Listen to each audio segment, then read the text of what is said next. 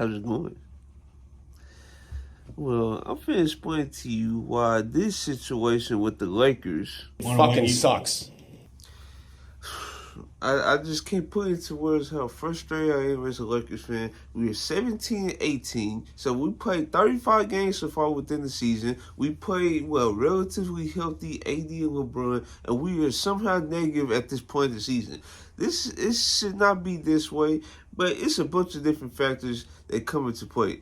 Now, for starters, I'm going to address that Darvin Hill article, but before I address that, let's address like stuff that was happening in the preseason. So for starters, Rui Hachimura, he did not look as good as folks thought he was going to coming into the season. Like he was coming in like with a slow start, didn't know his role, was very tunnel vision, really wasn't trying to look to play make for others, and really that wasn't really a strong suit of his to begin with. So yes, it was gonna be very challenging for him to thrive on this Lakers team. Torian Prince, he actually looked pretty good in the preseason. Max Christie and Cam Reddish. We didn't know who was gonna get that that I wouldn't say starter shooting guard spot, but like a high minutes guy in the shooting guard spot, right? We didn't know who that was gonna be because both of them looked pretty like average. Now Max Christie on the scoring aspect, he actually looked good in the time he got, but Cam Reddish didn't look as good. So yeah, that's why the position was in flux. We didn't know what was gonna go on.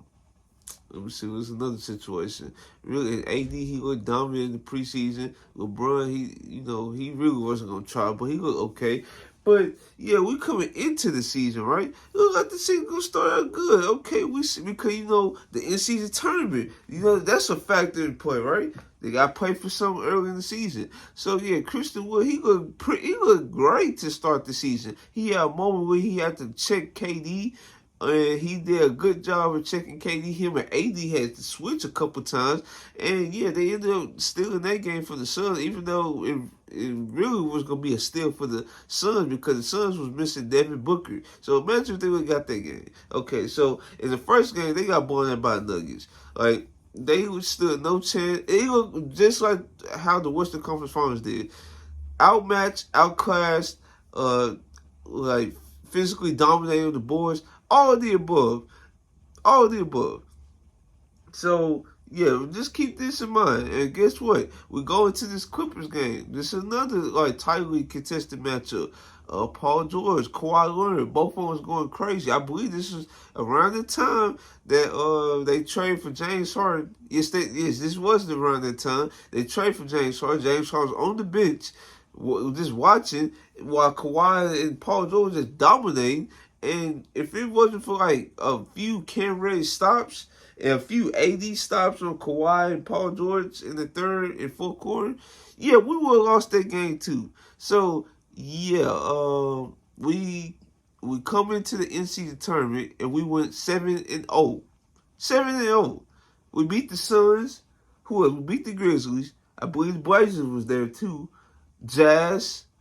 And yeah, that was just the easy matchup in the Suns. That was just the easy group play for us. Nobody really was the competition. Really, the Suns were the only competition, and we beat them pretty handily in the fourth quarter. And then we go into the tournament bracket. We have to face the Suns again. This time with Devin Booker, we beat them and got them out the way. So we have to face.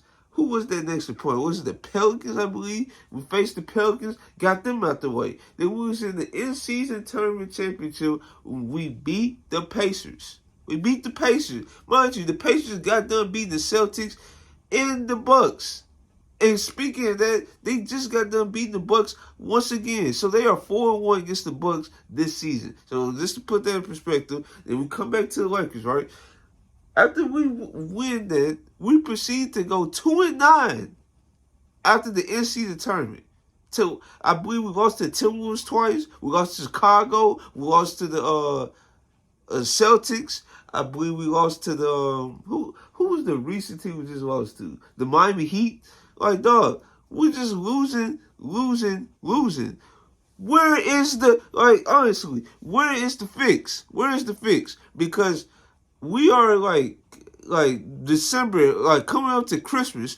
We was on a 3-game losing streak. So we have to scrap all what we did prior to the in-season tournament because something was not working. Like this D-Lo, Cam Reddish, LeBron, and who was the Torian Prince and AD lineup, they feel like we need a change. Okay, we go to that change. Okay, no ball hands are going to be with LeBron. So it's going to be LeBron, Cam Reddish, Torian Prince, Vando, and AD now to start the Thunder game, okay? So we go into that game. We look pretty comfortable out there. Look like the Thunder was making contested shots, but I feel like we was in control the whole game, which we were, and we ended up winning. Then we go to the next game, that's against the Celtics, at home, by the way, and we look outmatched. We look outmatched. I'm trying to see when is it going to be a day where the Lakers, as supposedly a championship contending team, is going to be on the same level of another championship contending team. We haven't been at that level ever since the in-season tournament. Why is that? I don't know why is that, to be honest with you. It's very frustrating. Now, it's not as frustrating as it was last year because we all saw my videos last year. I was frustrated, it was made no sense. The reason why I'm frustrated this year is because AD and LeBron has been relatively healthy all season. That's why I'm really frustrated now. Then what if one of them go down at this point of the season? What if one of them go down? We're going to be screwed. We're going to be screwed. AD, in his last 11 games so far, has averaged 30 points. And guess what? His assist numbers even went up. His rebounding, his rebound always going to be 10 plus. His block numbers, 3 blocks a game, guaranteed. And the fact that he's basically averaging 30, 10, and 5. Almost 30, 10, and 5. He's close to it. I don't think he had 5 assists, but he's definitely close to it. In his last few games, he's been getting 5 assists. But you tell me those performances not translating into wins? Why is that? Why is that? Now, yeah, Darvin Ham, he's going to be the main target for this. And yeah, the article I was referring to at the beginning of this video, yeah, it came out today. And Shams reported what Lakers reported, Jovan, right? They said it was 6 sources closest to the situation where players of the team and coaches probably, it was stuff internally that was going on that they was scratching their heads after Darvin Ham went to the LeBron, Cam Reddish, Torian Prince, Vando, and AD lineup, and they was very shocked because they didn't know how they was going to navigate throughout this process because they never played with this lineup before. I'm trying to see, did y'all have a problem when D'Angelo Russell was stinking up the place? Did y'all have a problem with Austin Reeves when he was stinking up the place at the beginning of the season? I understand, the coach, Darvin Ham, he hasn't done a fantastic job as utilizing players. But guess what? Folks been hurt. Folks been underperforming. Yeah, it's easy to use the injury excuse, especially in situations like these. But when you are putting in the Heat without Jimmy Butler, and then refer to, it's more of a loss for the Lakers because we're missing role players than the Heat because they miss a big dog. First off, that is dumb. The Lakers had 2 top 10 players on the team. There's no reason why you're trying to make an excuse for role players being missing over them missing probably their best or second best player on their team. Are you kidding me right now? That is dumb. That's why, I understand when y'all refer to injury excuses being outdated and just dumb. Okay, I understand that. But that's not the only thing that's been going on. Literally, if you go into folks will use plus minus all the time, right? Let's go to it. So, Rui Hachimura, D-Lo, and Austin Reeves have been very negative this season. Very negative. Now, I'm going to tell you in ways what I see from my eyes. So, for starters, D'Angelo Russell, he's the second best passer on the team. No one's not taking that away from us, right? Not us, but him. Okay, so besides that, I just don't know how to describe his game because D'Angelo Russell, he's a great shot creator when he's on. When he's on, by the way. But when he's not on, he looks sad out there. Dog, it's like it be point of times when he getting locked up, he try to chuck up a mid range. We just call those grenades. Those not going in. Those are definitely not going in. And then his 3-point shooting ability, it just completely just dies when you want him to show up the most. Now at the beginning of the season, yeah, he was showing up against a good team. Then all of a sudden, it just hit a plateau and all the way declining against good teams.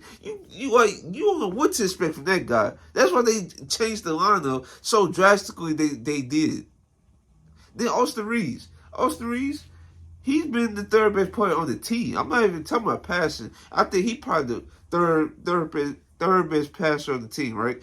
But in terms of being the best player, he's the third best player on the team. But the fact of the matter is, they are putting him in the primary ball handler role, which folks, including myself, including most of the Lakers fans, they thought he was going to be a point guard of this team, and he hasn't been living up to it. He just haven't been living up to it. Austin Reeves, yes, he's like his passing delivery, his shot creating ability, his 3-point shooting ability, his clutch ability in the fourth. Yes, those are all good, but it be coming a point in times when folks be putting bigger wings on him, and he just look outmatched. Because first off, he's not the most athletic guard. That's not gonna happen. He's not gonna blow by you. He gonna use his craftiness against you. And once a defender is really keyed in on that, it looks very rough. He throw very wild passes. He loses the ball a lot. Then he try to draw a foul. And when he don't get the call, that don't be working. So yeah, it's been rough. It's been rough. And then he had to get his legs up under him to start the season. So yeah, that's why his numbers owe to it. And then the stuff I just told y'all about, yeah, it's not going to go well. It's not going to improve your numbers. So let's go Rui Hachimura. So Rui Hachimura, he's been injury prone this season. This call it what it is. He's been injury prone this season because first off, what was his first injury? I forgot what it was, but I know his second injury was a nasal injury. He had to miss a lot of time. I think he had to miss some time what was it? I think it was like another lower body injury. But this time around, he got a calf strain. A grade 1 calf strain. So, he hasn't been healthy almost all season, dude. Like, his health been failing him, unfortunately. Then when he's on the court, man, it's been a mixed bag. And guess what? That's why his minutes been fluctuating the way it is. One moment he could give you 13 points on good efficiency. The next night he giving you 2 points or 5 points on 0 for 7 from 3 and stuff like that. That's not gonna get it done. That's not gonna get it done at all. And then he's not a good passer. Like once he get the ball in certain spots, he's taking it no matter what. And that's the problem with Rui Hachimura now. And that's why you see guys like Taurean Prince get most of his minutes because Rui Hachimura has not shown the ability to, A, be a consistent 3-point shooter. Taurean Prince has improved, but his 3-point shooter can be up and down, but it's more consistent than Rui Hachimura. He can't guard the ball.